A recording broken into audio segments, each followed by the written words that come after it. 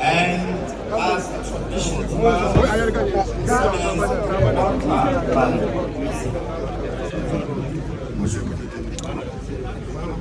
لقد فاز من كان الرسول إمامه محمد لقد فاز رسول الله محمد لقد فاز من كان الرسول إمامه يكون بكينا والنجاة زمامه النبي محمد وكل من استهزأ عليه أنامه تسير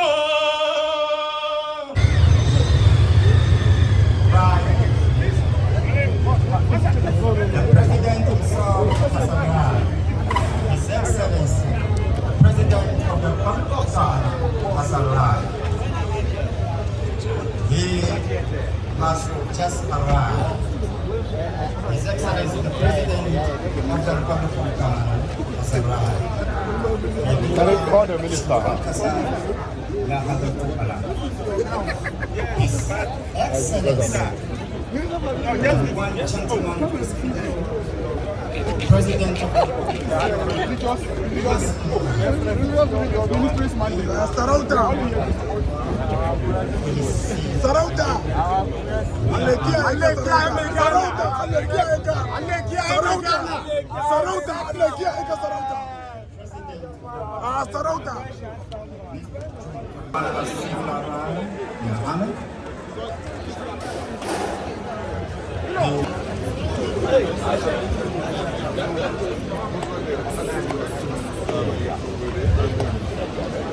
Yes, the Right Honorable Speaker of Parliament is also here.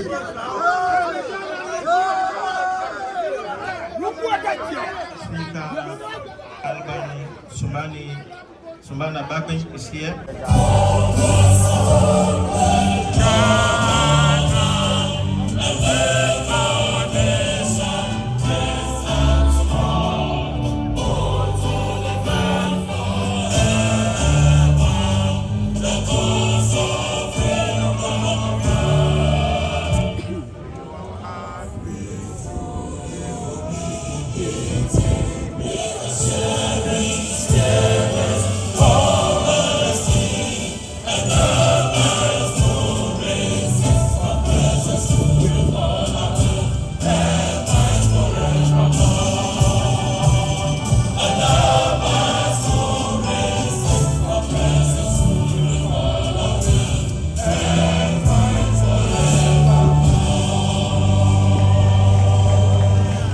Apologies to all those who've not been able to mention, and please remain standing until the President and other dignitaries leave this place. Please, let's order them.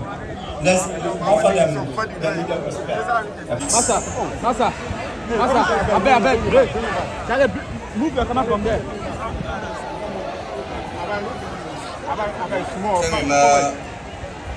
Muntaka Mubarak Nagode Kwarai. Mauli.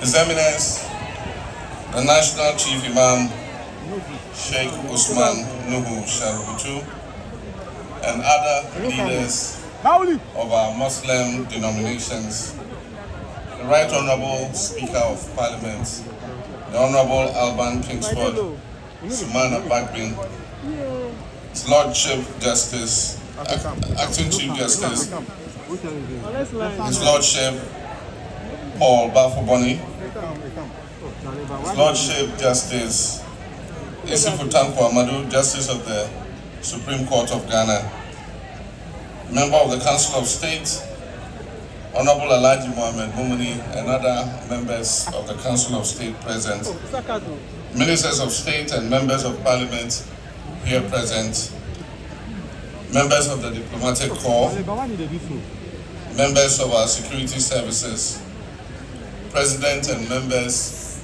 of the Council of Zongo Chiefs, all persons of Islamic faith both present here and across the country.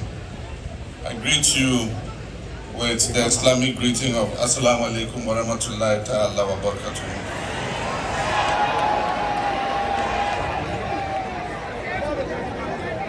My dear brothers and sisters in Islam, I bring you greetings of peace and goodwill on this momentous occasion, our nation's inaugural National Day of Prayer and Thanksgiving. We gather here today not merely as citizens but as one people under Allah, united by faith, bound by gratitude, and driven by a collective desire to seek the face of Allah for our nation's renewal and progress. Let me begin by acknowledging the immense contribution of the Islamic community to the moral, spiritual, and social advancement of our beloved country. I wish to pay special tribute to our father, the Venerable National Chief Imam, Sheikh Dr. Osman Nungu Shaributu, a father to our nation and a living embodiment of humility, wisdom, and peace. I also wish to recognize our distinguished imams, our Zongo chiefs, our Islamic scholars, our youth leaders, and all who uphold the noble teachings of Islam in service to Allah and our dear country, Ghana. Today is a day of profound national reflection. It is a non-partisan event. It is not a favor to any individual or government. It is a spiritual duty.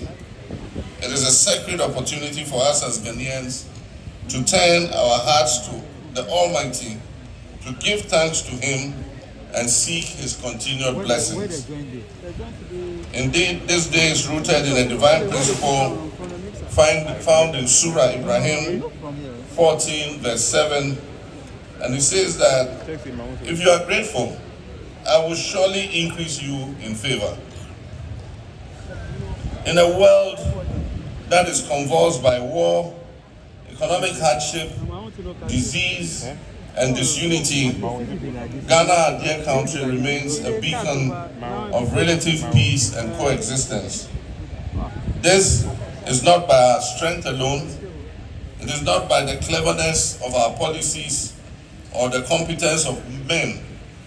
It is above all by the mercy of Allah and the ceaseless prayers and sacrifices of righteous men like women and women like you who have made this possible. And so on this day, on behalf of all the people of Ghana, I say, Allah, we're grateful to you. We're grateful for life. We're grateful for the peace you have given us in our country, Ghana. We're grateful for the spirit of tolerance that allows Muslims, Christians, traditional believers, and people of no formal religion to live side by side in harmony. Allah, we say thank you. Let me share a light-hearted but telling example of the peaceful coexistence between our religions. During every Eid celebration, our non-Muslim brothers and sisters, whether they are neighbors, our workmates, or our friends, eagerly await their share of the Salah meat. Indeed, this year, I saw a post on social media during the recent Eid al-Adha festival, and it read, I quote, "To whom Christmas jollof and chicken was given, Salah meat is expected." And I believe there is a Christian who wrote this. His Muslim friends came and ate jollof and chicken. So he says the fried meat is also waiting for his. This simple act of sharing across religious boundaries says something more profound about who we are as a people. We are people capable of celebrating one another's blessings. But this peace, this fragile gift, must never be taken for granted. We must work even harder to defend our national harmony in these times of rising intolerance. We must not allow politics to divide us. We must reject tribalism. We must reject extremism in all its forms. and we must resist those who profit from our disunity.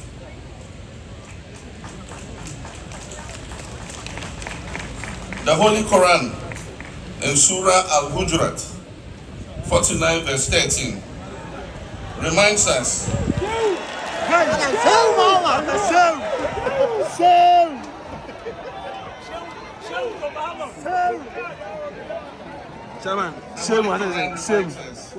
and I quote, Chief. we created you into nations and tribes so that you may know one another. Allah says why He created us in different tribes and in different nations. He says so that we may know one another. The diversity of ethnicity, language, and faith is not a weakness. It is a blessing from Allah. Our strength as a nation lies in our ability to embrace our differences and transform them into a collective purpose for national prosperity. Brothers and sisters, let's remember that gratitude must be an active, not a passive state. The Prophet Muhammad, peace and blessings be upon him, taught us that each of you is a shepherd and each of you is responsible for his flock. This is Sahih al-Bukhari.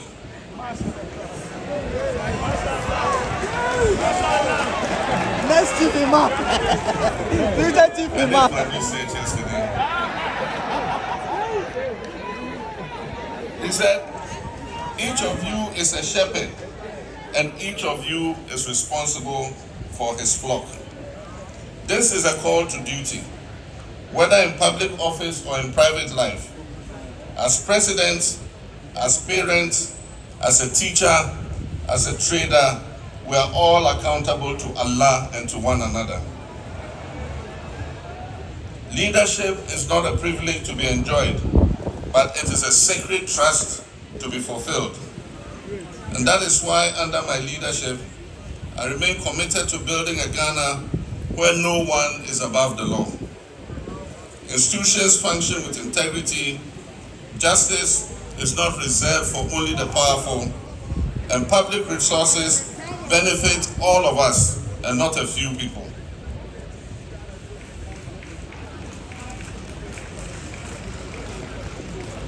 My brothers and sisters, for over 3 decades, Ghana has maintained a democratic path marked by peaceful transitions and robust civic participation. But democracy must be nourished not only by elections, but by ethical governance, respect for human dignity, and service to the common good. Therefore, this National Day of Prayer and Thanksgiving must be more than just a ceremonial observance. It must become a cornerstone of our national conscience, a reminder that all our labors are in vain without Allah. So let us ask each other and ask ourselves, are we building or destroying? Are we healing or dividing? Are we lifting others or seeking only our personal gain? Slogans or speeches will not shape the future of Ghana, but by the values that we live, the choices that we make, and the faith that we practice in our homes, in our businesses, in our politics, and in our daily interactions with each other. As we observe this auspicious day across the country, let us renew our covenant with the Almighty Allah. Let us rededicate ourselves to the work of nation building with honesty, humility, and hope. Let us raise our children to be tolerant, just, and God-fearing. Let us support our young people with opportunities that dignify their labor and unleash their full potential. Let us restore respect to public office and ensure that service to the nation is truly service to Allah. In closing, I'd like to express my deepest appreciation to the National Prayer and Thanksgiving Planning Committee, as well as to all our religious leaders, both Muslim and Christian alike, who have made today possible through their vision, their cooperation, and their spiritual counsel. May this inaugural observance of the National Day of Prayer and Thanksgiving mark the beginning of a new tradition rooted not just in worship, but in a collective resolve to build a better, stronger, and a more righteous Ghana. May Allah bless our homeland Ghana. May He preserve our peace. May He deepen our unity. May He guide us towards enduring prosperity. May He reward every sincere heart that has prayed and fasted and worked for the good of this nation. Resetting Ghana begins with you. Resetting Ghana begins with me. And resetting Ghana begins now. Wassalamu alaikum wa rahmatullahi ta'ala wa barakatuh.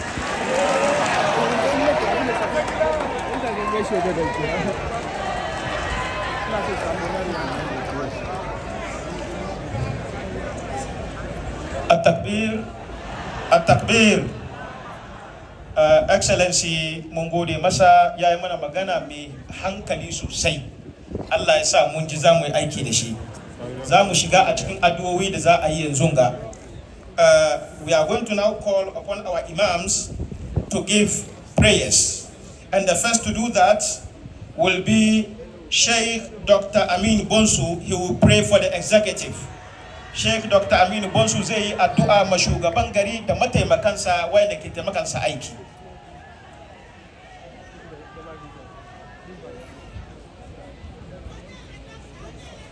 Our His Excellency, the President of the Republic, John Dramani Mahama, the Speaker of Parliament.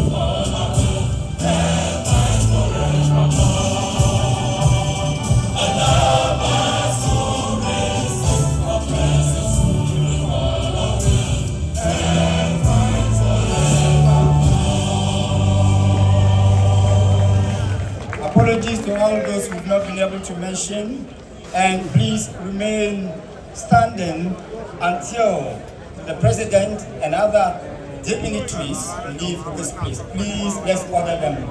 Let's offer them the legal respect.